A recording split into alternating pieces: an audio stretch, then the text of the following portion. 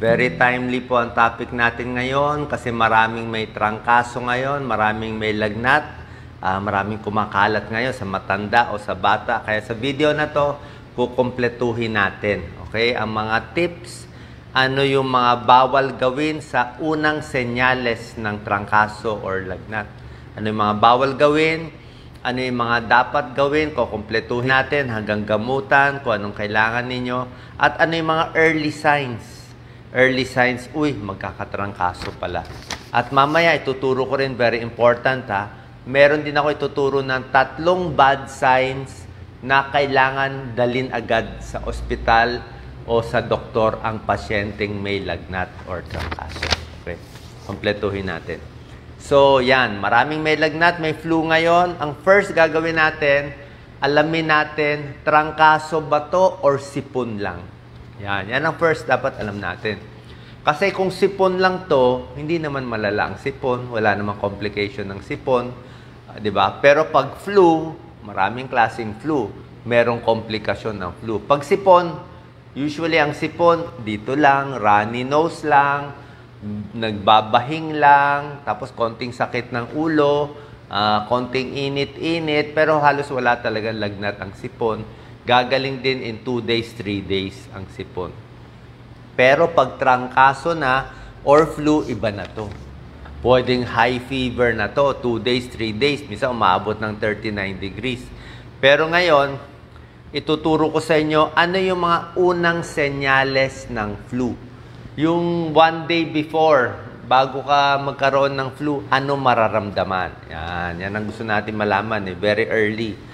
So, ang early sign is parang nangangati-ngati dito sa lalamunan. May scratchy throat or sore throat. O minsan, magtataka ka, bakit parang bahing ako ng bahing ngayon? Nakaka-4 na bahing ako. Ano, magkakasipon ba ako? Magkakatrangkaso ba ako? Parang iba feeling ko. Parang nauubo-ubo ako konti, makati-kati. Pwede yon. Parang mas pagod. Bakit parang pagod ako ngayon? Di ba? Magtataka ka, early sign na ba to? Runny nose. Ako, meron pa ako ibang sign eh. Actually, wala sa libro eh. Ito, experience ko eh. Yung heart rate mo bumibilis. Kung dati, heart rate mo 70 o 80, naging 90 o 100 yung heart rate mo. Nataka, ba't ang bilis ng heart rate ko? Parang wala naman ako lagnat. Pag bumibilis na yung heart rate, usually, next day, yun na, may lagnat na. Okay, sabihin, alam ng puso, yan, linya ko yan, internist at cardiologist, alam ng puso na, uy, magkakasakit na, meron ng nararamdaman, may virus ng nararamdaman yung katawan mo, kaya yan. So, fatigue, scratchy throat, cough, pwedeng muscle body aches, pero usually sumasabay na yung muscle aches pag may lagnat na talaga. Tapos, pwede rin magka-fever. Okay, tapos sinasabi ko, bumibilis. Yan ang early sign. Ano ngayon ang mga bawal gawin? Let's say, ayan na, may flu ka na nga, nilalagnat ka na nga, alam mo, iba na pakiramdam mo, wala nang hinto yung ubo ka na ng ubo, di ba? Anong gagawin natin?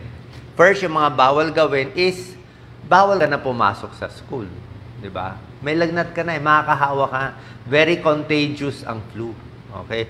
Bawal ka na pumasok sa school, bawal ka na rin magtrabaho, ma-absent ka na ilang araw, kasi yung first day, first few days, siguro mas matindi. Mga first 3 days, 4 days, mas mabilis ka makahawa. Next, bawal gawin, bawal ka na maki-beso-beso, maki-shaken-shaken, unless gusto mo i-spread yung virus, hindi na po pwede. Manonood ka sa sine, pag ubo mo, mahahawa na yung tao. Sa airplane, sasakay, pag ubo mo, mahahawa na yung cockpit. Diba? Number 3 na bawal gawin pag meron ng trangkaso at lagnat, huwag na mag-exercise. Huwag na ipilit yung katawan magtrabaho. Yung pipilit ko pumasok, pipilit ko mag-exercise pa rin, hindi na pwede. Kasi nga, ang flu, palala siya ng palala. Ang tawag dito, progressive illness eh. Unang araw, medyo okay pa. Day 2, day 3, palala ng palala bago gaganda. Day 4, day 5, day 6, aayos. So, it worsens first before it gets better. Kaya, huwag mo na pagurin yung sarili mo. Bawal na rin yung mga processed foods, yung mga junk foods, yung mga walang kwentang puro sugar. Kasi nga, may sakit ka na ngayon. Kailangan mo maraming sustansya na healthy para malabanan yung virus o yung bacteria. Number 5, huwag ka mag-skip ng meals. Okay? Kailangan kumakain. Huwag mo na gutumin sarili mo kahit walang gana kumain. Number 6, huwag ka pumunta sa maraming tao, di ba? Lalo na kahit sa misis mo, sa anak mo, baka mahawa mo sila. And number 7, siyempre iwas din sa sigarilyo. Okay? Ano gagawin natin? Pag meron ng trangkaso, ito, kompletuhin natin, ha? Hugas kamay palagi, di ba? Alam naman natin to. Pag umuubo, pati yung mga tissue, di ba? Para hindi mahawa yung ibang tao. Healthy foods ang kakainin. Isang maganda po, nilagang manok. Subukan nyo. Chicken soup is good for the soul, good for your health. Ang chicken soup, ito may pag-aaral ng chicken soup. Meron siyang amino acid na cysteine na pampalakas ng immune system. Okay? Mga vitamin C rich foods, yung mga prutas, orange, dalandan, okay, di ba? Dalandan, lemon konti o kalamansi, pero malabnaw lang. Lagay mo konting honey kung gusto mo. Basta vitamin C, kailangan mo yan habang may para lumakas ang immune system. Kahit walang gana kumain, pilitin mo kumain kahit konti kasi hindi pwede talaga walang talagang mamamayat ka niyan, may kalaban ka, kailangan may panlaban tayo. Number 4, very important, uminom ng maraming tubig. Okay? Sabi mo, Dok, anong connection? Kailangan mo. Kung sa ordinary walang sakit, sabi ko, uminom ng 8 to 10 glasses of fluid or water. Pag may lagnat, dagdagan mo pa. Gawin mo ng 10 to 12 glasses of fluid or water in a day. Pwedeng tsaa, pwedeng juice konti, gusto mo yung sports drink, tubig at mga tea, pwede. Iwas sa alak, iwas sa kape. Kasi lalo ka madi-dehydrate. Pag may lagnat, nababawasan ng tubig yung katawan natin, nadi-dehydrate tayo. So, ano purpose ng maraming juice, maraming tubig iinumin, di ba? Tulad na sinabi ko, ayaw natin na yung lagnat mo sobra taas. Okay? Pag sobra taas ang lagnat, umabot ng 39, umabot ng 40, delikado po yan. Kasi sa 40 degrees, parang naluluto na yung utak natin. Nasisira na yung mga molecules. 40, 41, baka magka-brain damage na yun. Merong iba, tumaas na yung lagnat, nagka-convulsion na brain damage na, kasi sobra taas. Gusto mo ibaba yung lagnat. Okay? So, bukod sa paracetamol every 4 hours, di ba? Kung mataas ang lagnat, pwede kayo uminom. Bukod dito, ang mabisang pampababa ng lagnat ay pag-inom ng tubig. Okay? Simpleng-simple, sabi mo, Doc, anong connection ng tubig? Very easy lang po, di ba? So, nilalagnat kayo. Mataas ang lagnat. Inuman mo maraming tubig. Let's say, 1 baso, 2 baso. Yung tubig mo, wag na mainit na tubig. Malamig siguro, medyo a little cold or room temperature. Yung normal temperature lang. Pag inuman ng tubig, mamaya maiihi ka na, di ba? Tapos tingnan mo yung ihi mo, sobrang init yung ihi natin, di ba? Sobrang dilaw, sobrang ihi. Tingnan mo ano nangyari. Nagpasok ka ng normal temperature na tubig sa katawan, paglabas sa ihi ay sobrang init, biglang bababa ang temperature mo. Binababa niya. So, pinapasok mo yung tubig na normal or medyo malamig, paglabas mainit, baba ang fever mo. Hindi magkukumpulsyon. Yan din ang principle bakit tayo nagpupunas sa may lagnat, di ba? Pag may lagnat, sobrang taas, magkukumpulsyon na siya, 40 ang bata, ano gagawin? Kumuha ng tuwalya, di ba? Kumuha ng palanggana, tapos tubig, misa nga, malamig na tubig pa So, ilalagay mo yung tuwalya doon, tapos pupunasan yung bata o yung matanda dito sa leeg. Yung maiinit na parts, di ba, mainit ang leeg, di ba? So, yan, punasan mo. Dampi-dampi, basa. Tapos sa kilikili, mainit din. Sa singit, mainit din. Pati dibdib, punasan. Tapos, so yung tuwalya mo, nakuha na niya yung init, di ba? Ilagay mo doon sa malamig ulit. Tapos ilagay mo ulit. Kinukuha mo yung init, ilalagay mo doon sa palanggana. Ganon din yung pag-inom ng tubig, kinukuha mo yung init, nilalabas niya sa ihi. That's the principle. Simple lang, di ba? Pero life-saving yan. Minsan nga, yung mga heat stroke, yung mga lagnat na nilulubog pa nga sa yelo eh. Yung tao nilulubog sa yelo, may ganun pa yun eh. So, yan ang point natin. Parang kotse. Kotse nag-overheat, anong ginagawa nyo? Binubusan mo ng tubig, di ba? Yung radiator, lagay ka na lagay ng tubig. Simple lang yun. Pag mainit, kailangan malamig. Yan ang principle. Kaya kailangan mo 10 to 12 glasses of water. Libre ang tubig. Paano kayo gagaling? Di kayo minom ng tubig. Diba? Tapos vitamin C, kasi nga antioxidant, pampalakas ng immune system. Isa pa, pahinga. Anong klaseng pahinga ang kailangan? Pag may sakit ka na, ihiga-higa mo na. Wala na masyadong galaw-galaw, kahit yung mga mental work, ipahinga mo na, itulog mo. Kung kaya mo matulog ng, si Doc Lisa, no, may sakit, natulog ng 14 hours. Matulog ka sa umaga, sa gabi. Pagising mo sa umaga, matulog ka rin. Gising ka lang magtanghalian, tapos matulog ka ulit. Kain ka lang hapunan, matulog ka. Kasi tulog ang pinakamagaling na pampalakas. Kasi may gera sa katawan mo eh. Kalaban mo yung virus, kalaban mo yung bakterya, kailangan manalo tayo para mabuhay. Hindi tayo pwede magpatalo dito sa trangkaso. Next, kailangan uminom ng antibiotics. Ito ang issue. Siyempre, pag antibiotics, kailangan makita ng doktor, siya magre-reseta, pero minsan, alam ko, maraming ayaw magpa-check up sa doktor, mahal, o hindi lang sila makakonsulta. So, anyway, explain ko lang sa inyo, ano yung mga sitwasyon na nagre-reseta kaming mga internist ng antibiotics sa lagnat. Okay? Pagduda natin, bacteria. Okay? Anong mga bacteria? May tonsils. Malaki ang tonsils. Tonsillitis, namumula, may nana, bacteria na yun. Yung plema, madilaw. Madilaw. Talaga, yellow-green. Malamang bacteria. Okay? Tapos, meron pang ubo-ubo. May halak talaga sa baga. Parang pulmonya na. Pwedeng bacteria. Minsan yung iba, parang typhoid fever, ay bacteria din. Anong mga antibiotics? Dati, mga lumang panahon, pwede na yung mga amoxicillin. Pero ngayon, minsan kailangan mas malakas yung mga co-amoxiclav ang binibigay namin. Pero depende sa doktor nyo. At yung antibiotic usually 7 days minimum. Minimum 7 days para mapatay yung bacteria. Pero lahat to, depende do sa doktor mo. Pahinga, kwarto, dapat malamig. Malamig yung room mo. Okay? Pwede ba maligo o hindi? Yan ang issue.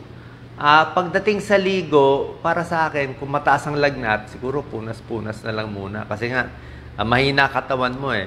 Kung magaling-galing ka na, pwede ka na maligo. Positive attitude, dasal lang, wag masyadong nervyusin, dapat gagaling din yan. Okay? Ngayon, ito po, magandang part. 3 bad signs na kailangan mo na agad-agad pumunta sa ospital o sa doktor. Okay? Kahit walang pera, kailangan dadali mo na sa health center, susugod mo na. Ano tong 3 bad signs na kailangan alam nyo? 3 situation. Ito. Situation 1. Yung flu symptoms mo, it gets better, then it gets worse. Ano ibig sabihin? Okay, unang araw, 3 araw, pagaling na ako. Okay na yung lagnat ko, mababa na. Day 3, day 4, okay na, nakakalakad. Pagdating ng day 5, ba't nilagnat na naman ulit ako? Bakit dumami na naman yung plema ko? Ano tawag dyan? Okay? Sa medical term, tawag namin, nagkomplikasyon ka. Yung trangkaso, or yung anuman ng sakit dito sa lalamunan, napunta sa baga, pwede nagka-pulmonya. Delikado. Pwede nagka-bronchitis. Pwede kumalat sa tenga. Baka kung saan-saan pa kumalat itong virus na to. Sabihin, paggaling ka na, parang relapse yan eh. Kaya sinabi ko nga sa inyo, pahinga, inom na maraming tubig, pag magaling na magaling, bago babalik. Kasi sa Tagalog, sa Pilipino, tawag natin dito, binat. Na binat eh, pagaling na eh. Oo. Pero sa amin, relapse ang tawag, or nagka-komplikasyon siya. Kailangan magpa-check sa doktor. Ibig sabihin, nag-iba eh, lumala eh. Diba? So yan, bad sign yon. Another bad sign ay kung high risk ka. Sino yung mga high risk? Edad 60, 65 pataas. High risk yun. Okay? Bata, 2 years old. Okay, hindi makasalita. O less than 5 years old, mga bata, kailangan din papacheck. Lalo na paglampas 2 days na yung lagnat. Yung mga taong may chronic medical condition, may hika, may maintenance na inhaler, may diabetes. Pag tayo nilalagnat at may trangkaso, ang blood sugar nagloloko. Kahit dati controlled ang sugar mo ko, nakatableta lang ako for diabetes. Bakit pag nilagnat ako, nagloloko, bigla nag 300, 400 ang blood sugar. Ganun po talaga yun. Nai-stress yung katawan. So, diabetes, may hika, merong malalang sakit sa puso, kailangan ipapacheck. Next, mahinang immune system. May mga bukol o baka may kidney problem. Yan. Buntis na nilalagnat, papacheck up agad. Kasi pag nilalagnat, mamaya German measles yan. Magkaroon ng abnormality sa bata. Delikado.